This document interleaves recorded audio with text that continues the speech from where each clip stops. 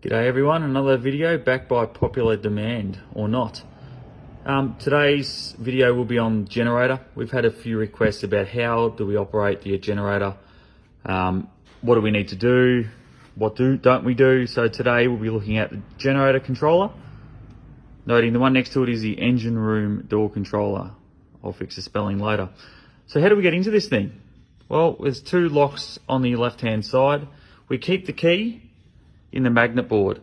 Open up the magnet board, down the bottom, you'll see two black bits of plastic, which are keys.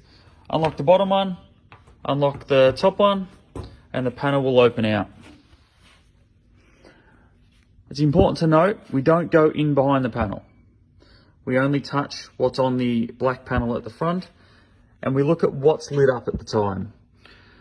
Straight away we can see that there's power on the outside coming into the building to the controller and then progressing inside. So we know that there's power on the street. The one on the right hand side is the generator. So the generator is not providing power and is not switched on into the building.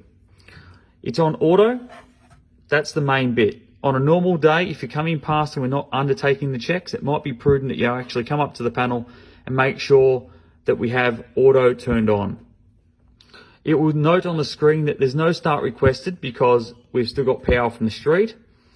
The mains are closed from the generator and we're getting power from the street, both single phase and three phase. So that's none the merrier, but we just need the green lights on the left hand side. So to test this, what do? It's as simple as pushing test on load.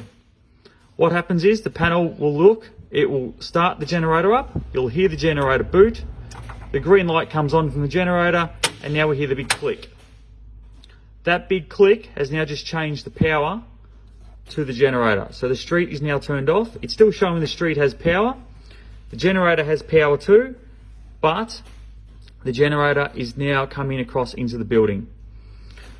So you can hear the generator running outside. You mightn't hear it. A good indicator about how the switch, if the switch is switched, is looking up towards the door on the engine way. You'll see the emergency lighting's triggered. That tells us that the generator has switched or something's happened to the mains and they've switched on quickly. Outside, the generator's running and all the systems inside the station will continue to run. You'll see the emergency lightings, the screens, and everything will be business as usual. What I ask you to do is go inside, turn on the heater, or the air conditioner, and run it for 5 to 10 minutes. It puts it under a decent set of load. Once you're done, come back out to the panel and come back to the board. Nothing would have changed. You'll still hear the generator on in the background. What you want to do is come back and push auto. Nothing will change, but you'll notice on the top right hand side of the screen, it counts down for 10 minutes. Why does it do this? On a normal day where we may have a storm come through and we're getting fluctuated power over the course of maybe an hour, 2 hours, if it comes on, turns off, comes on, turns off, what it does is it allows the generator to continue to run just in case the power comes on, then flicks off again. It means less risk to all the equipment in the station being turned off and turned on at the same time.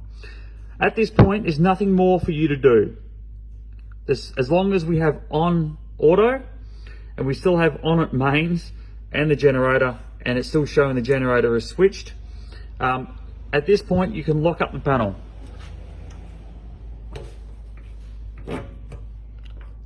Lock both locks, put the key back in the door, close the door, and that's it. But you'll hear the generator still running. The emergency lights are still switched on. That's okay. You'll have the ability now for the generator to run in the background for 10 minutes and it's testing itself and will remain on until the 10 minutes clicks down. When 10 minutes clicks down after you push auto, that's when the station will then click again, back across the mains, and the generator will then turn off. That's fine. That's the way it should be. Do not touch the generator panel outside. Don't go inside the generator unless you're checking the fuel levels, which we'll go through shortly. There's nothing else really to look at. Just remember, lights will still operate. It will look like we're still running on generator, which we are, but when the 10 minutes counts down, it will then reset itself back across. Generator's still running as it's still within the 10 minutes time frame. What we can do during that time is come out, make sure that the stack's up, no issues, no fuel or diesel leaking at the ground. Come around and we can see on the screen that it is operating as normal. No issues, 2 kilowatts currently being provided, which is okay. You'll notice it says do not touch controls here. That's very important. Do not touch the buttons on this panel on the generator. We've had a few issues with people stopping here.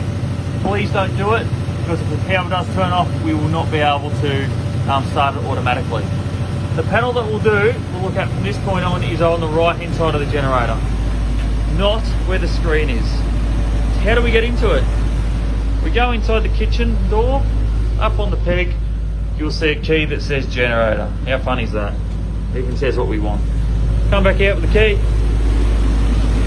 This key does open both. It will open up both panels. We want to open this panel. Turn the key, open it up, and down the bottom, there's the fuel. Check the fuel cap, make sure it's within limits, same as the vehicle. Once you're done, lock it back up and walk away. It's preference that you don't go checking the fuel while it's running. Come up, have a look at it, no issues. Open up the panel, no issues, but don't put your hand in near the engine as it's operating. You can read the fuel gauge from a distance. Thanks all, another great little video. Hopefully you learn a little bit out of that, and once we get out of COVID, we'll be able to play with it a little bit more. Remember, don't touch left hand side. You can look at the screen, no issues, but play on the right hand side in the door where the fuel tank is. Thanks all.